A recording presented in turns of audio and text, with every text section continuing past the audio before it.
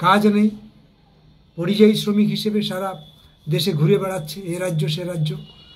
কিন্তু সরকারের কোনো হেলদোল আমরা দেখতে পাচ্ছি না।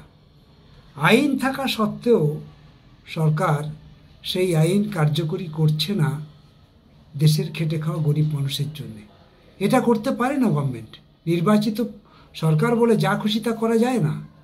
100 দিনের কাজের আইন আছে, আইন মেনেই তাকে কাজ করতে হবে, কাজ দিতে হবে। কাজ দেওয়াটাই হচ্ছে সরকারের কাজ, কাজ বন্ধ করাটা সরকারের কাজ নয়। অথচ মানুষ কাজ পাচ্ছে না। অদ্ভুত রকমভাবে আপনারা দেখেছেন গত বাজেটেও এমনভাবে টাকা কমালো, 86,000 কোটি টাকা বাজেট করলো, তার 42,000 কোটি টাকা অলরেডি কাজ হয়ে গেছিল। তাহলে 44,000 কোটি টাকা দিয়ে কী কাজ হবে? 8 মাসের মধ্যে কাজ হবে না, বেশিরভাগ লোক কাজ পাবে না। এই প্রেক্ষিতেও সরকারের কোনো হেলদোল নেই।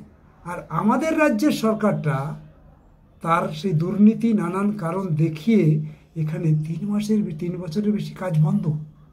এই যে পশ্চিমবঙ্গে স্থায়ী সম্পদ তৈরি হতো 100 দিনের কাজে, সেটা যেমন গোটা রাজ্যের সম্পদ থেকে আমরা বঞ্চিত হলাম, তেমনি লক্ষ লক্ষ শ্রমজীবী মানুষ, গরিব ক্ষেত মজুর যারা তাদের জীবিকা নির্বাহ করে এর উপরেই, তারা কাজ থেকে বঞ্চিত হলো।